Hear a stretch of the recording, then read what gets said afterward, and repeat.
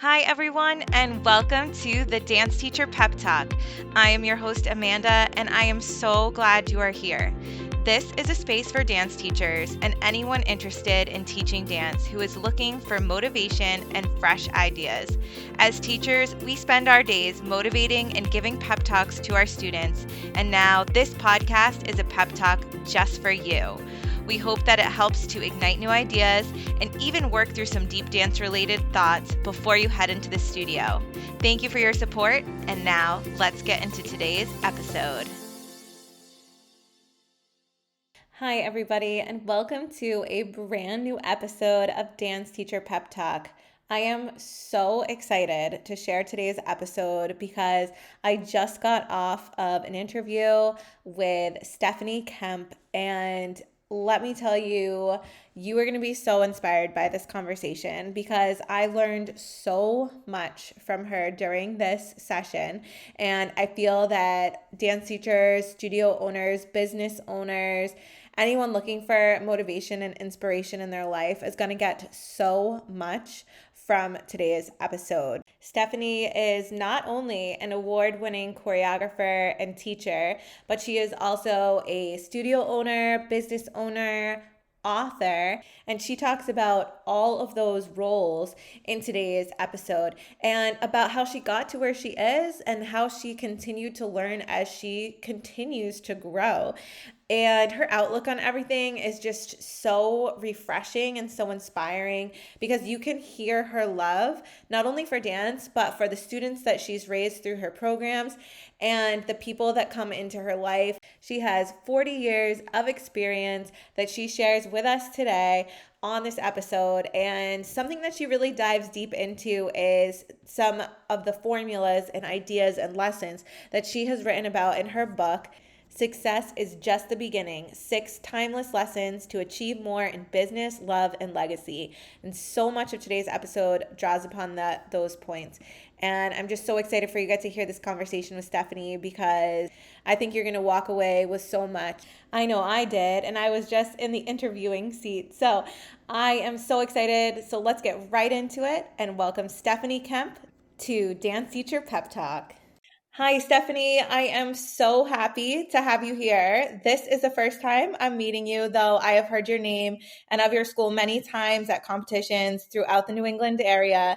But I'm just so excited to have you here to learn from you alongside our audience as you share all your expertise. You know, you've been a dance teacher, studio owner, choreographer, published author, and so many other things. I'm just so excited to get talking. So to start off, I would love it if you could share a little bit about yourself and how you got to where you are today so that we can all get a sense of who you are and how your dance career began.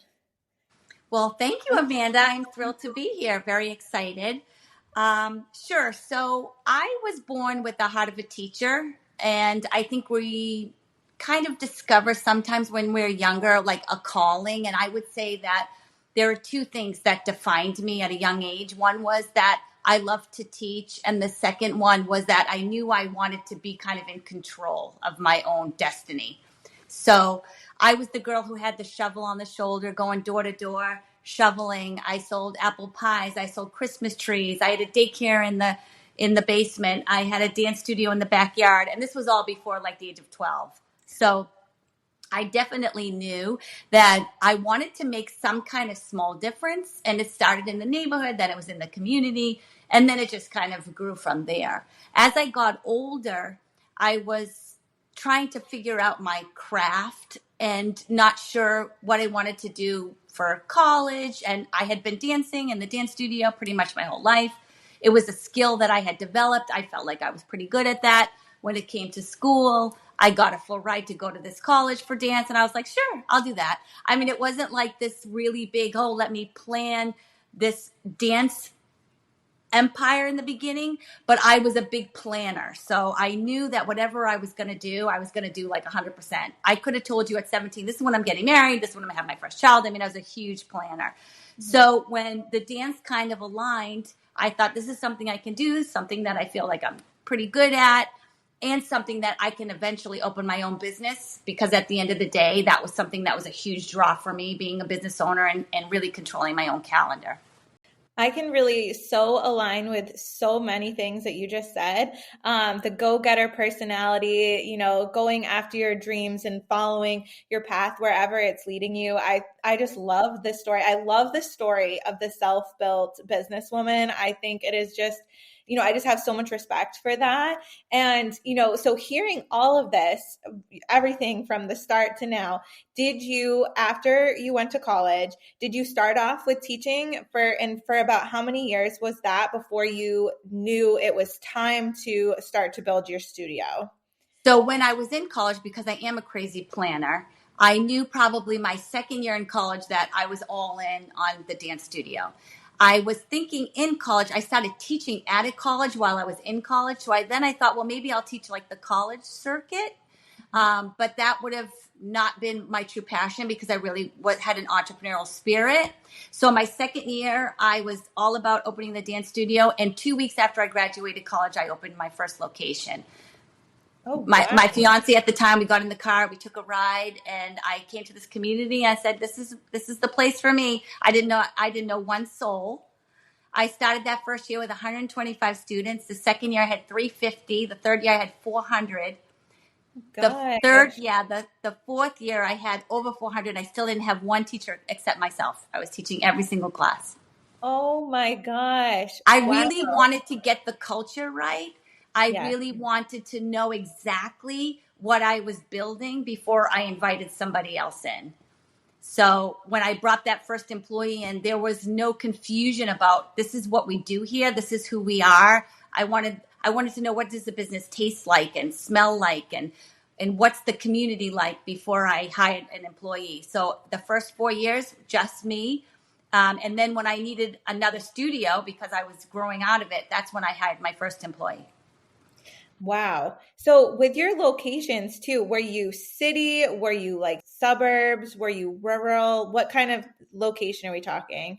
So the first location was in Attleboro, Massachusetts, which actually is considered a city, but it's on a really small scale.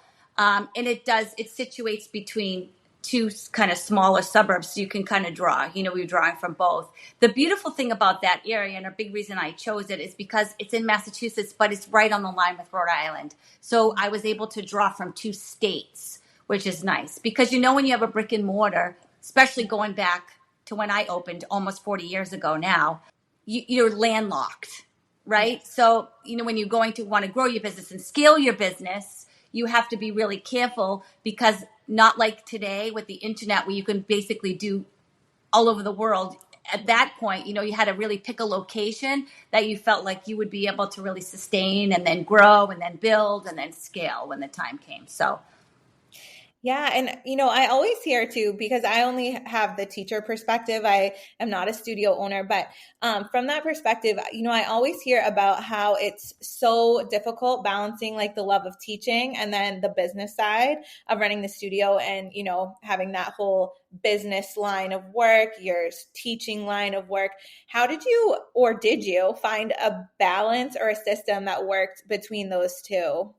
So great question. And the thing is, I could talk about this all day, because this is like really a passion of mine, is the understanding that the skill that makes somebody love to want to dance, that they work on to craft that skill, is so far different from the skill of being a business owner. So for me, I was super lucky because I grew up with two entrepreneurial parents who had a business. So I was in the trenches of that and seeing all the mistakes that they made. Because I often say my parents didn't own a business, they owned a job. And the pitfalls that I was able to see, they had a 3-hour commute, and it was in the food business, and it was seasonal and touristy. So all the things I learned, I was able to take then into my own business. And I became very savvy right from the beginning that if I was going to open a business, it would be treated like a business. And I would really have to hone in on those skills, develop those skills, so that I could grow a strong, sustainable business that served me as much as I served it. So I was really able to combine those two passions, the teaching, which it was definitely a calling and something that I really felt like I needed to do. And I still, almost 40 years later, I still teach 2 days a week. So I have a bunch of businesses. The dance studio is one of them, and I still teach all these years. All these years later, I still teach 2 days a week because I absolutely love it. And we have 7 classrooms right now with 7 classes all going on at the same time and 30 faculty now. And I still get in there because I do love both sides. I love the business side and I love the teaching side. It definitely, I agree. As a dance teacher, studio owner, when I look at it from like an outside perspective, it is a business of heart and passion. So it's not like you're just opening up a business. You're opening up a business that suits what you love so much. And so I can totally understand what you're saying about like the teaching was always a driving force, and it was going to work no matter what the way your business was, because you were always going to be working hard towards what you believed in the most, and that is dance. And I know you just mentioned that you're still teaching 2 days a week, so I'd love to know from like a teaching perspective, through the years, have you like created a specific mission as a dance teacher, or like a philosophy that your classes tend to follow? So honestly, Amanda, I'm a disruptor in the dance space. So if your listeners, if I give them a little jab, like know that this comes from a place of love, only because I've been in the trenches for 40 years. Yeah. I am a huge advocate for dance studios because I believe that they really change lives, and I believe they have a ton of power. And I believe dance teachers can be some of the most impactful people on the planet because we work with children from such a small age. I also, though, worry about the direction of where the dance education and the dance studio goes. So my mission has been and has always been that kids are capable of more. And I'm not a proponent of leveling, and I'm not a proponent of like recreational classes. Mhm. Now, when people hear that, they immediately jump to, I think everything should be competition. I'm not saying that I think that every student should be a competition student, but I do believe in hard work and accountability and teamwork, no matter what the age and no matter what the level. And yes, there is a certain level of competition that is by nature in a classroom. And I think that that's good for kids.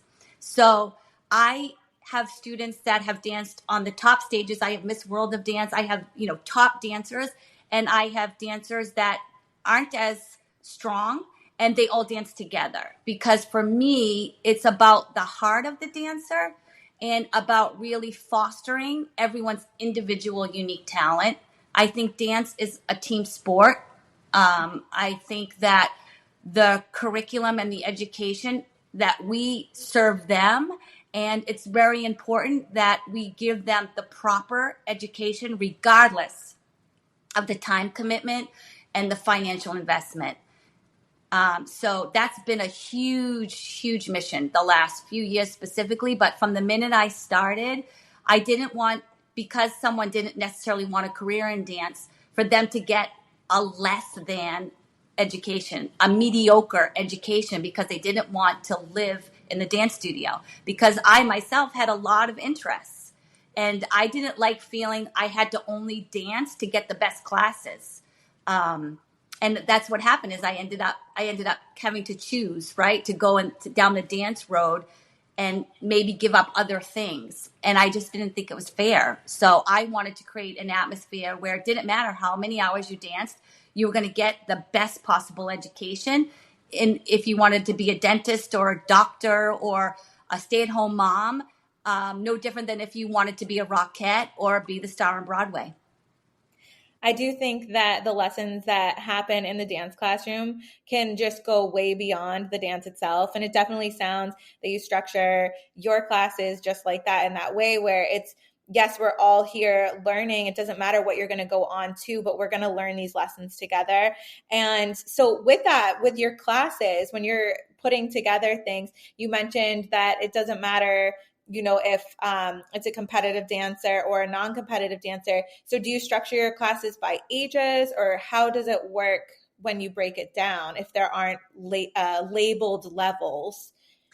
Right. So I think that's probably the perfect way to say it. There aren't labeled levels, but of course you have stronger dancers that have more opportunity, but the baseline is the same. So for instance, if we have, 7 dancers who are living at the studio and I'm going to do a small group, I might take those 7, but and do a choreography, do a piece with them. But then I will open that up and have all the kids maybe around that same age that have been dancing together, even if they're not the same level. And I can do maybe a contemporary piece or another piece with 27 kids, or I have classes that have 44 kids in them. Because again, it's if you work hard, that's like the number one criteria for me. Maybe your leg doesn't go up or you can't do 17 pirouettes, but I have someone in the class that can. Maybe you then are the best leaper, or maybe you have, the best showmanship. So just like a football team where you just need one quarterback and one receiver and you need someone on safety, same thing for the dance. They don't all have to have the same skills. They just all have to have the same work ethic and be really accountable to each other. That's where I think a real team comes from. Yeah, to me, that definitely sounds like team because everybody's bringing their own personal best to the table, whatever that may be, and that's how it functions together.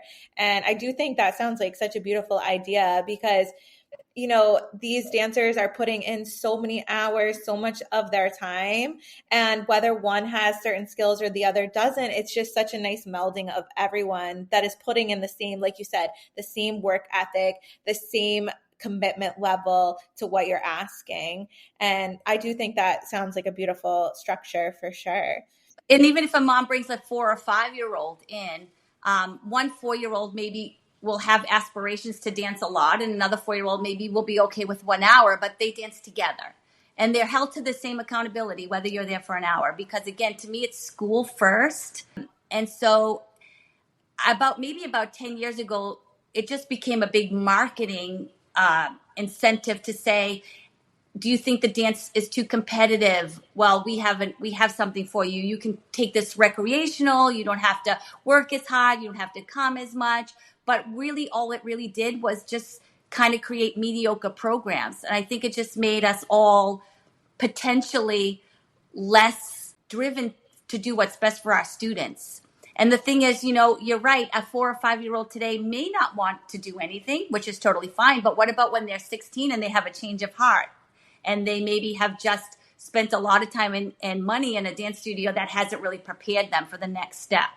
So through the dance studio, I have taught at the college level, and I have seen the dancers that have come in thinking that they are well equipped for these auditions and tryouts and dance majors, and they don't have the foundation. And it's heartbreaking for me because they have invested the time and the money, but they haven't been given the foundation and the skill set. So every single solitary student that comes through, for me, it has to be priority one. And it doesn't matter what they want to do. If they come just like school, they're going to learn when they're under our umbrella. Yes, definitely.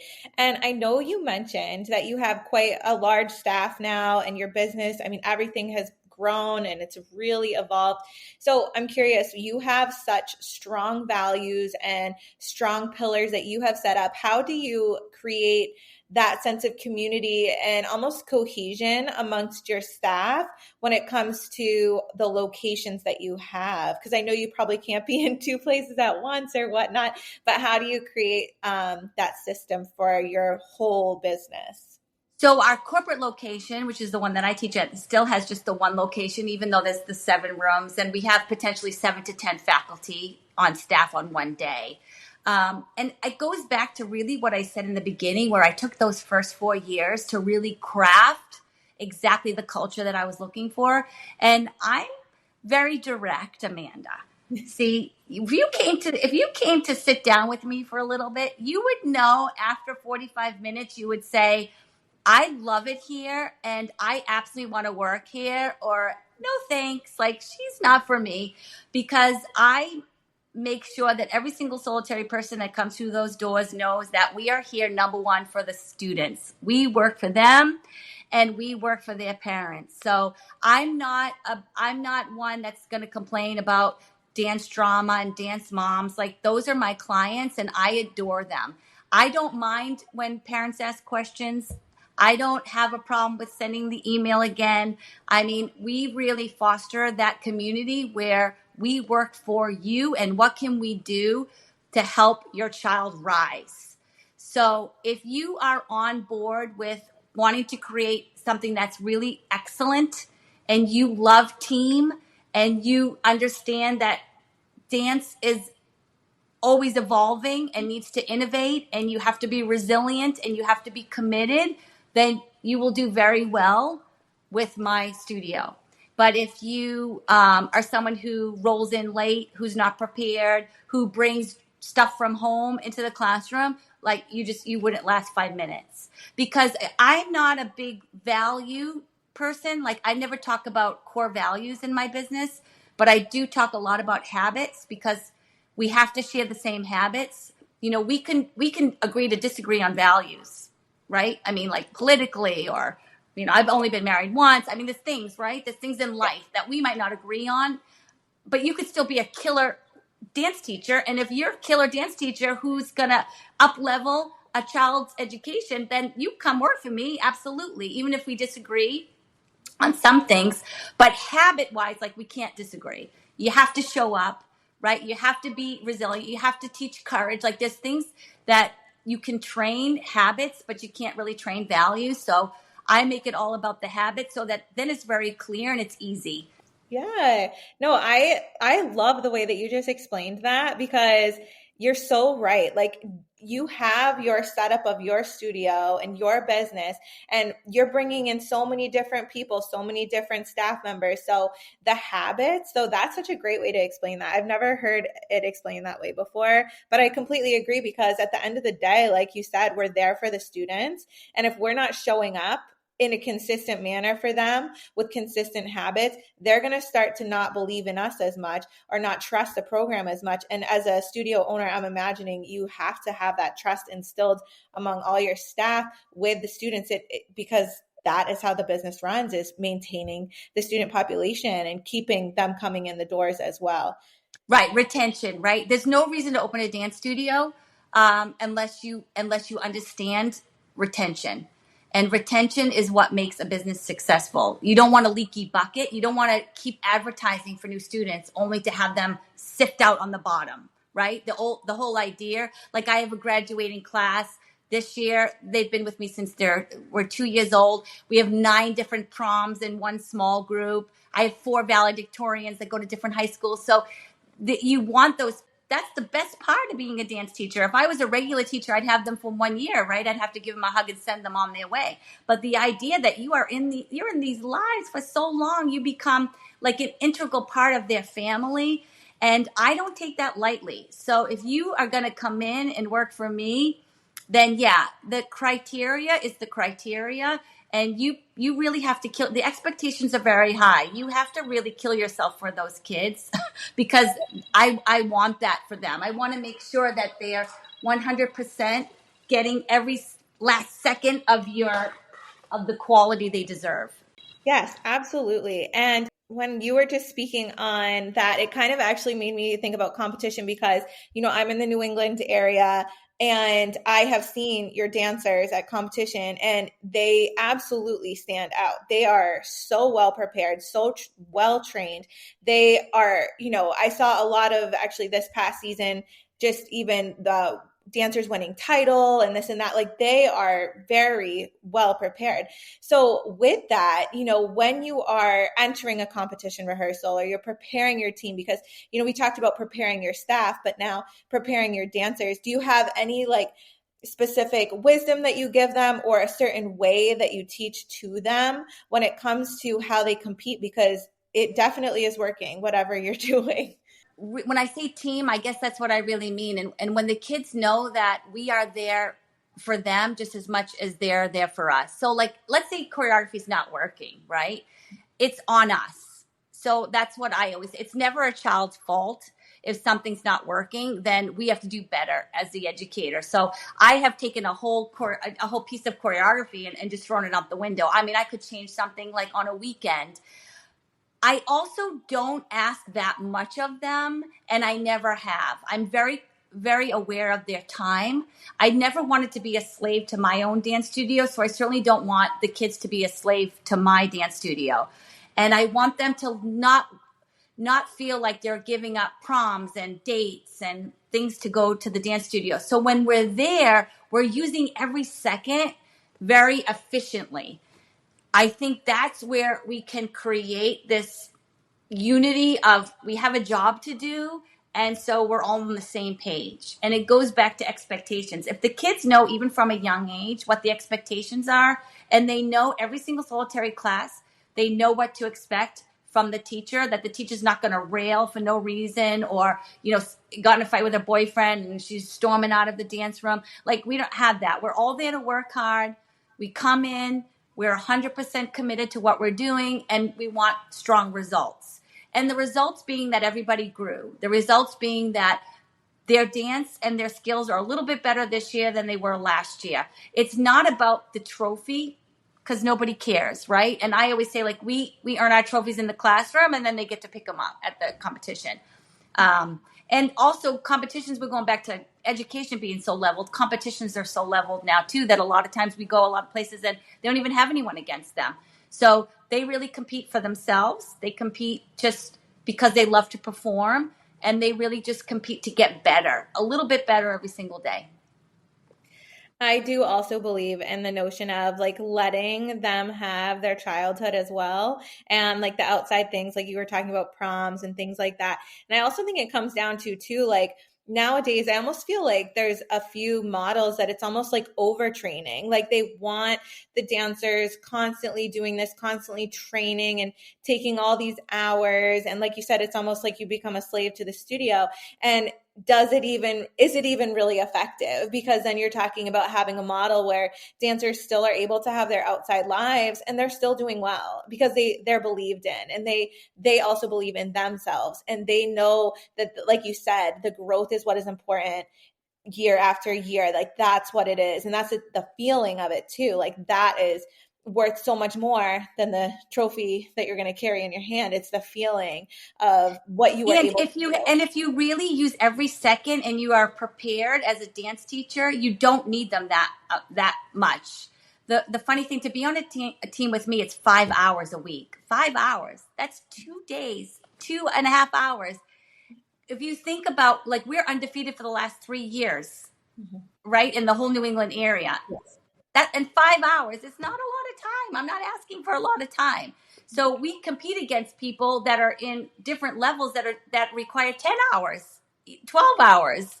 So it's really about the quality of the time that you spend in the dance studio, not the quantity. I'm a big advocate for all my team kids playing a fall sport. I'm probably the only dance studio in New England that would let their senior dancers play a fall sport, because again, it has a lot of conflicts at the beginning of the year. And some of my teachers will say, like, oh my gosh, like they're missing their ballet class. I said, I know, but it's short lived, and I want them to be able to have it. They're on the National Honor Society. They do community service. They want to be in their school play. Like, we do everything we can to make it work, because I have 700 students, and of those, maybe 3 will become professional dancers. So what are we training for, right? We're training because we want them to be incredible people, and we want them, when life knocks them down, to be able to get back up, to have grit, to have perseverance, to have resilience. That's the stuff we teach in the classroom. It doesn't matter at the end of the day. Nobody cares how high your leg is. And let me tell you, I teach technique, so I care how high their leg is, but not really, right? So it's just that fine line. It's way bigger than that. Yeah, and I'm so glad you said that, because one of my questions was how many hours and what type of classes do you tend to train the most? And so thank you for answering that already ahead of time. But yes, it's so interesting to me, because so many people like see the dancer as, okay, we're just going to give them as much dance as we can, and dance is the only thing they can do, and they can't have outside commitments. I don't believe in that either, because you get one life. Like, you're going to want to do all the things that you dream about doing. And so I really love that you foster that with your dancers as well. And it can show too that you can have that and a very successful business model and not necessarily have to keep them just within the dance classroom. Right. You just have to be on top of it, though, right? If you're not a strong dance teacher, then you will need more time, right? Which again, so it fosters down. So if you struggle with choreography and I give you, and I say, okay, you have these 9, I want them to be incredibly strong and I want strong results, and you have them for 45 minutes once a week, that can put a lot of pressure on the dance teacher. So I do put pressure on my dance teachers. I mean, they've been with me a long time. They love working, but they will say, it can be stressful because at the end of the day, I want the kids to be kids and I want results, right? I want both. But I don't expect anything from them that I don't do for myself. That's why I'm still in the trenches all these years later, because I have proven that it's possible. It's proven to teach all levels of kids and have a really high caliber without requiring that they live there. Now, I have some students that want to live there. I have some students that want to take all the classes, and they can. But the prerequisite is not that they have to live there. And I think that's the bottom line, is that they can have all of it because they're kids and nobody knows what they want to do later on. But they come to me, even if they're there only a little bit of time, they still have to learn something. So even though I'm not requiring a lot of time, that doesn't mean though the expectation's any less for them. And I think that's where there's a strong division, because it's like the have and the have nots today. The kids who don't want to spend a lot of time, I feel like, are getting a really watered down education. And then, like you said, or there's the kids that are just like almost being homeschooled, right, to get all these technique classes. There's another way to do it. There's definitely another way where I think it may be a healthier way, but certainly for the kids, I think a better option. But that's because that's my personal opinion. So that's the hat I wear. Yeah, Yeah. for sure. And what you've seen and worked with through the years.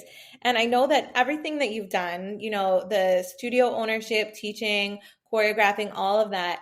I want to kind of segue a little bit, because you're also an author, and I love to read. I love to write, and I've always been so fascinated by that whole world. And so I just kind of wanted to segue a little bit to hear about your journey of becoming an author of your book, Success is Just the Beginning, 6 Timeless Lessons to Achieve More in Business, Love, and Legacy. And what brought you to that place of wanting to write a book? So I never thought I would write a book, that's for sure. But I talk a lot and I do some coaching. And a lot of times, I'm kind of like the no nonsense CEO. So a lot of times people would come to me with like these things that would really boggle them down. And I would always think there's a quick, easy solution. But half the time we get in our own way. And to create a successful life, I think, is easy, but sustaining success, I think, is where the real challenge is. Because a lot of people, right, can win, but then how do you stay at the top? Or a lot of people can get married, right, but then how do you sustain that marriage and open a business, but how do you keep that thriving? So I would get asked these kind of the same questions a lot. And it always came down to where we were kind of talking about the habits, but even a little bit deeper, I had come up with this like formula that I felt like really catapulted my success when I stopped looking at these like micro minutes, but thought, how do I see the world? And maybe I can help by just giving it a name. So I created this wealth formula, but it's not the monetary wealth. It's like those underlying things that I think really crazy successful people share. And the W is like will and work ethic, because I'm just a huge proponent for work ethic. And will is like where I would say like passion would fall under, because I don't think you need to have passion for what you do, but you have to have the will to do it, because business is difficult. And if you don't have something that's driving you, then you will just give up because there's a lot of hurdles. I believe in equity. which means I don't believe everyone should get the same thing. I believe we get what we earn. So I'm not, everyone gets the trophy. I have no problem telling a child that, nope, you didn't get that part. You need to work harder. I'm not for, ask for it. I'm definitely for, you need to work for things. So I had the W, and then I had the E, expectations. Then the A for me is aim and accountability. I like to take accountability, and everyone that works for me takes accountability, and all my students take accountability. And I have other businesses where it's absolutely, the framework, love and loyalty. I think that if you don't go through this life with love, then you probably haven't lived a successful life. I'm actually not an advocate of loyalty, so I talk in the reverse of loyalty, because I think that we earn relationships, and even in the business, I wouldn't want someone to stay in a relationship or in business with me out of a sense of loyalty, because I get up every day to earn that trust. So even a student that's been with me for 14 years, there's no expectation for me that they would stay unless they are growing and getting results. And in fact, if they weren't, I would want them to just give me a hug, and they would be on their way. So I think in business, we really kind of hone in on what we call loyalty. And I don't think loyalty exists in business. I really think as business owners, we need to do a better job really earning their trust in us every day. And then habits, like we talked about, I'm just a huge advocate for habits. And then humans at the end of the day, I've dedicated my life to little humans and big humans, and just feeling like trying to make a difference in someone's life and making life a little bit easier, because, again, life is tough. And if a child I've had over the last 40 years has learned something through their experience with me that they can then take into their own life, then that's a very wealthy, successful life for me. I also agree about wealth not necessarily being like the monetary wealth, but like the wealth that surrounds like the experiences, the relationships, the just everything that encompasses your life. And I love how like you described it too, the wealth formula, a way to live a life of abundance on your own terms while in alignment of your goals and dreams. Like to me, that sounds like the ultimate goal. Like that is what we would want to be reaching for. So thank you so much for sharing all, because I wanted to hear about the wealth formula. I'm so glad you shared. Yeah, because again, it's, people get in their own way, right? So you might have a strong work ethic, and then you just don't have the will any further to go, maybe to do something, right? So you give up. But I believe we were all born with really strong willpower. I mean, a little baby, no one teaches them how to pull themselves up, right? They will just keep doing it and doing it and doing it. And as they get older, the fear creeps in, and the stories we tell ourselves, like why we can't do it. Well, you're not tall enough. You're not pretty enough. You're not strong enough, right? We let all these things like seep in. But if we kind of just decide what's the criteria that we're going to live by, and we didn't let all the other like nuances and nonsenses creep in, but we really kept to what that formula meant for us. What does success mean to you? What does a wealthy life mean to you? And really hone in on that, then no one else can take that away from us. Yes, and I know we spoke about business and legacy kind of, I feel like that kind of tied in with all we spoke on previously. But with your book, you mentioned love as a lesson area too. And so how does that look like for you in your life? So again, it for me, if you can do something that you love doing, there's a lot of people where they wake up and they say, "Oh God, it's Monday," and it's thank God it's Friday, and 40 years later, all the businesses have come out of a place where they've come from the heart. And because I wake up every day and I love what I do, I've never had that. I've never been in the burnout phase. I've never thought like I don't want to go to work. I love the people I work with. I say for because I always say that I work for my teachers. So, they don't work for me. I work for them, and I work for my students. And I adore the opportunity to serve. And so if you can have that, I know it's hard because a lot of people are in a position where they don't love what they're doing, but I just think that you have one life to live. And there's someone on the radio and she says, between now and dead, is this the life you want to live? And I think if a lot of people answered that and said, no, not really, then this is your opportunity to change it. And if you can do something all day, every day that you love to do, you can't help but have an incredibly wealthy life. Yes. And I am so glad that you just mentioned that because this is a phase that I'm currently at in my life. I have experienced a little bit of burnout, but I will say I'm on the other side of that. So it's really interesting to hear that with everything you're doing, because it feels like you work 24/7 just from hearing everything, that you haven't experienced burnout or that you haven't had a phase like that. And I totally agree with you about when you do what you love, it comes from that place of joy and happiness, and it fills you every day. And so for me, my burnout, I think it just came different age wise things going on. But I'm curious, and it's okay if you don't want to answer this question, but Sure. how does this model like work for family life or for your family? Like, how have you balanced all that you do with a family home, you know? Right. So my children are grown up now. I have one played professional baseball for 7 years, and then now he's a business owner himself. And my daughter went to school actually in California, USC, and she's a publicist now. She's back in Manhattan.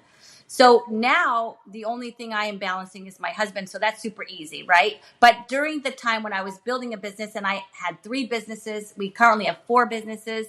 I love business. I'm going to tell you my secret. And my secret is there's absolutely no such thing as balance.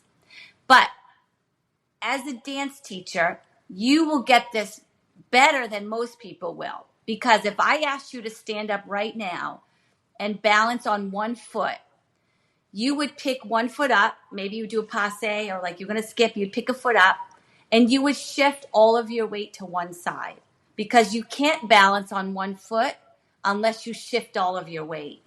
And that was my biggest secret, is understanding that there's no such thing as balance, but we shift our weight to where it's needed. So if I'm walking, I'm shifting my weight to one side, and I take a step, then I shift my weight to the other side. Sometimes my business needed me more, and I didn't go to the parent conference meetings, and I didn't go to date night.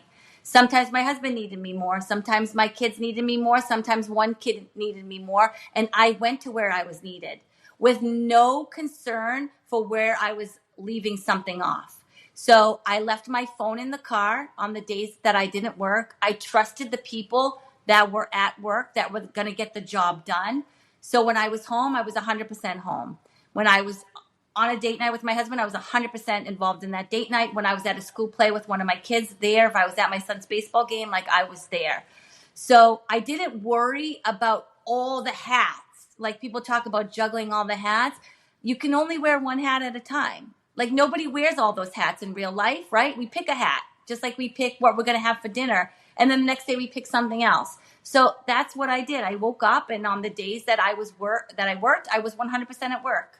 And on the days that I was home, I was 100% at home.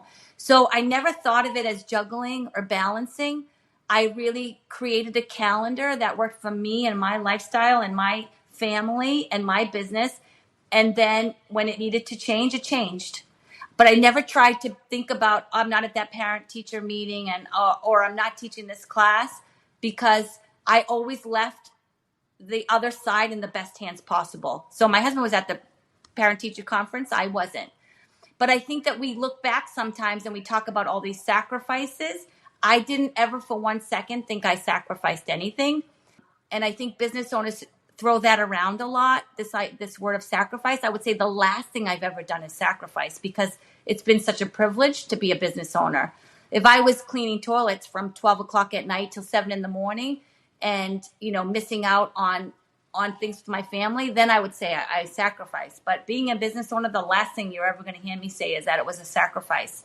It's work. It's a lot of work, and you make choices, but those choices are yours. You choose to go to your kid's soccer game or you don't, right? So I saw the world differently that way. I didn't see it as balance, keeping all the plates in the air, keeping all the hats up. I picked a hat that day and I wore it, and then the next day I picked another hat.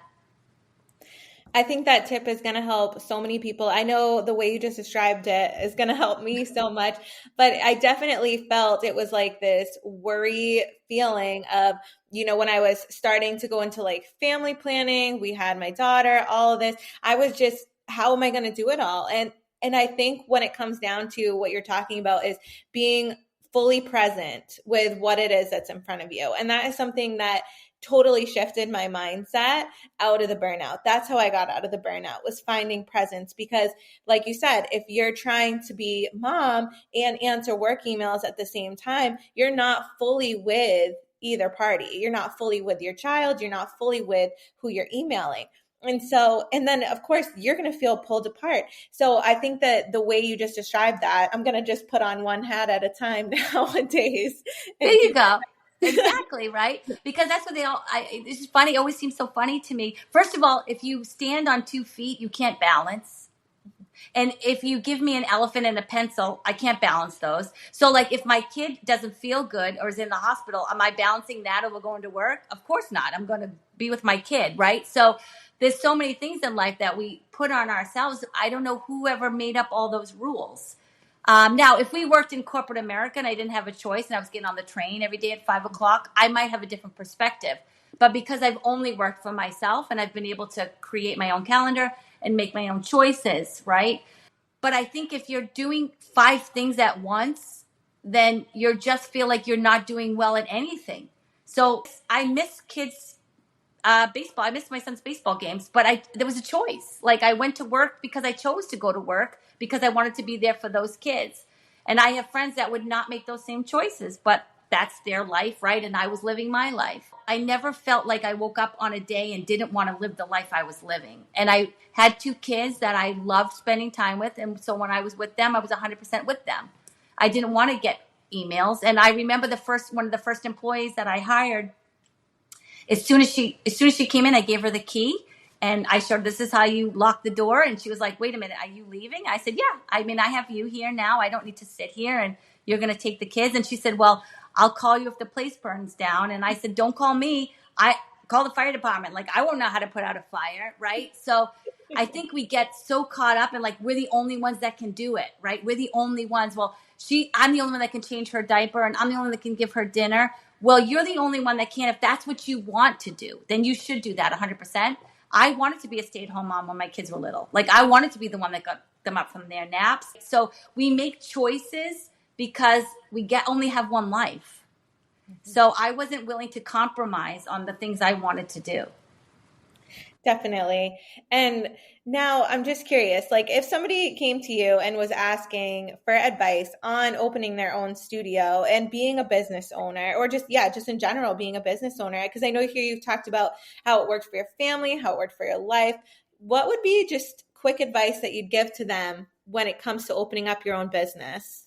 I would say, which is not what I did, but in hindsight, I would say work in a business first, even if it's not the dance studio business, but work in a business because I think it's the college. You're not going to learn about business in college. You're going to learn about business in the trenches. I think if you want to do the service industry, then a restaurant's an amazing place to work because you'll work with people. You'll have to like run. You'll have to understand time management. You'll have to understand how to get things done on time. And then I would really, really just make sure that it's not the skill of the business that interests you and that it's actually being a business owner. Because again, what I've been able to do with the love of the craft of the teaching and the love of the business, it is something that a lot of people find difficult. For me, I didn't because I loved both so much. But if you're going to be a business owner, then you need to be a business owner and you need to do what's in the best interest of that business. And sometimes you at the helm is not the best because you can't drive the business. You can't market the business, position the business if you're in the trenches 24/7.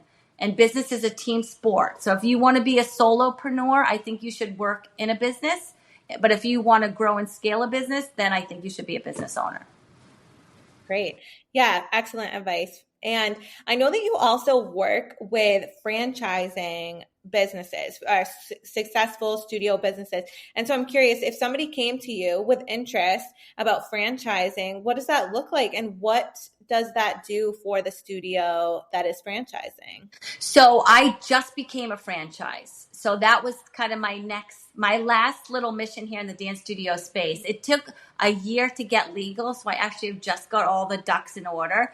So we're franchising New England Dance Academy. So someone will be able to own New England Dance Academy now throughout the country because we actually got licensed all over. So that's like my new mission because I do believe, again, my big mission and passion for the rest of the time that I have in the dance studio space is really to up level the education without burning out the dancers and to help creatives like me, talented people, run a successful dance studio. Because again, there's that sometimes that disconnect, right, between creative and then making money.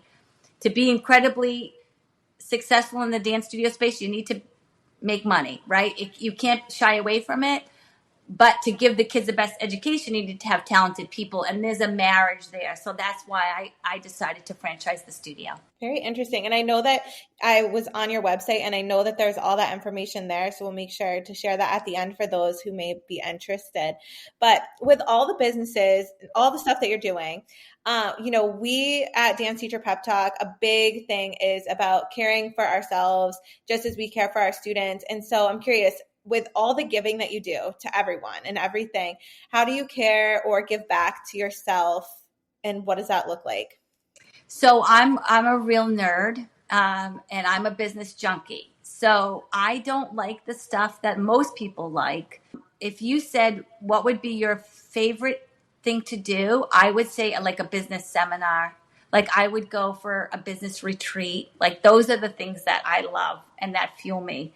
But we have a couple vacation homes, so I do get out and I do spend time. I love the beach, so I do that. But deep down inside, I could talk business and strategy. I mean, those are the things that I truly love to do. So I'm not the best one to answer that question because you're right. I mean, it is important for people to take time for themselves, but my time would be on strategy, new marketing, all that business stuff. That makes sense to me, though. I mean, I think knowledge is power, and I never want to stop learning. Personally, I think as a teacher, we're always learning, and so I can totally understand why you would want to go to business seminars or retreats, like you said, because it's inspiring, and then it helps to propel you and your business, and also just yourself in general. So I can understand that. All right. I just have a couple fun little questions at the very end to ask as we close out here. And so just for a little fun question, if you could meet with any dance legend, living or not, who would they be? Ooh. Oh, I would love to interview Barishnikov because just what he persevered, what he came through to become such an icon. I love success stories and I love to see grit. So I would love to sit down with a cup of coffee and just ask him 1,000 questions. Yes, that would be a great one to discuss for sure. And all right, another question. If there was one area that you could say today needs a little bit more time and attention in the dance world, what would it be? So we touched on that a little bit, right? That's the sore spot for me, and that is just this whole idea of really leveling the kids, creating recreational paths, making it like okay for it to be kind of more almost like organized creative movement, right? Which there's a place for that, but I think if you're selling ballet lessons, then I do think we need to teach ballet because we didn't create it, right? It was passed on, and we're like the stewards. We need to pass down the things that we know. And I think if a dance teacher doesn't feel like she's equipped to do that, then she needs to get the resources or she needs to bring in someone because I just think that the dance education is getting lost a little bit. And I think we need to do a better job kind of serving the kids in the space, in the education space for all of the subjects.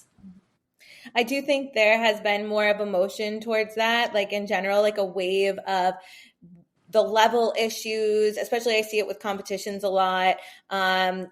People putting dancers in different categories and then they're not really being like full levels and things like that. So I do feel like there is a motion heading that way, and maybe we Yeah, will. because if you think, okay, there's a novice title winner. Mhm. Well, the whole point of a title winner, right, is that they should be like really at the top of their game. And there's no novice that should be getting a title, crown, and trophy, because it's just giving them a trophy for something that they didn't necessarily earn, right? So I just think we shouldn't be handing out all these trophies. I think that kids need to learn perseverance and hard work. And if they want to really earn a title, then they got to do the work. Yes, yeah, and that would definitely show them that to Right. commitment level that is required to get to that top placement. Yeah, definitely. Exactly. Yeah. Yeah. All right, one more. If a dancer of yours came up to you and said that they want to be a choreographer or dance teacher in the future, what advice would you give to them? So I have that all the time. Yeah. So it's pretty much the same thing that I said. If this someone came to me and said they wanted to open a business, it's the same thing. So I put them to work. I put them to work in the trenches so that they can really see. Because a lot of times, it's fun in the beginning and then it's work, like everything else. Doing something you love is great, but it is work at the end of the day. So you have to have the tools, right? Like just like any tool chest, you have to have all the tools and they have to get sharpened, and you need the education, and you need to go back for education, and you need to be open-minded. You have to have growth. You have to be able to innovate. You can't be stuck in your own way. So there's so many things that go with dance, but I do think, like I said, I do think that dance teachers can change the world. I think they hold these young minds in their hearts and souls. We all remember our first dance teacher. We all remember these people that had this huge impact on our life. So if I have students, and I have 17, I think, currently that work for me that I had as students. So I'm always excited if they take that route. But, like anything, I love my dentists and stay-at-home moms and school teachers that came through my path too. So as long as they're doing something that they feel like they're meant, and I think meant to do is a hard one, but as long as they're doing something that brings them joy, then I'm happy. Yes. Yeah. And that is the ultimate goal for The sure. ultimate goal for sure. Yeah. Yeah, definitely. Well, I so appreciate you being here, Stephanie. I learned so much. I know our audience is going to learn so much too. And if we want to continue learning from you, hearing from you, how can we find you? Whether it's Instagram, website, where's your book available, all that. So the book's Success is Just the Beginning is actually available everywhere: Barnes and Noble, Target, Amazon, so you can get that anywhere. And it's a quick pocket read, which is great. And it has a lot of like dance. It does relate to the dance studio a lot. I draw on a lot of those lessons. So if you do have a lot of enthusiasts in the dance space, they'll enjoy that. And NewEnglandDanceAcademy.com is the website, and Stephanie Kemp's New England Dance Academy is the Instagram. All right. Well, thank you again so much. I so appreciate all that you shared with us today. Thank you, Amanda. It was fun. I absolutely loved my conversation with Stephanie, and I hope that you did too. I just listened back to it because I do my edits before I do my closing, and even hearing it back for a second time, I couldn't believe the amount of takeaways that I have from today's episode, and I hope the same goes for you. I've always had interest in the business world of things, not necessarily for studio ownership, but other ideas that I have in my mind. And listening to Stephanie and hearing her speak on the wealth formula that she has created and all of the many different items in today's episode, I just feel even more inspired and even more capable. And I'm just so excited from all the information that I learned. So I want to thank you all for tuning into today's episode. It was such a jam-packed one. And if you feel called to share it with a friend or colleague, I would so appreciate it. And I am going to be taking a summer break here for the podcast, so you won't see any fresh new episodes for a couple of weeks. But over on our Instagram, I'll be sharing some of my favorites and any tips that I think pertain to our summer season of dance. So make sure you're following at Dance Teacher Pep Talk on our Instagram page, and we'll be back to the podcast soon. But definitely, if you're following the Instagram, you'll get all that information of when we will be returning. And if you also follow us on Spotify or Apple Podcast, wherever you listen to your podcast, you'll get notifications of when new episodes air. And don't forget to rate or review the podcast, as that helps us to be seen and found by dance educators and wanting to be dance educators out there. And it just gets our message to more and more people. So I want to thank you so very much for your support and your listens. Thank you again to Stephanie Kemp. If you are looking to find more information about Stephanie or anything she was discussing today, I'm going to include all of the special links and Instagram handles and all of that in the show notes. So make sure you check it out there.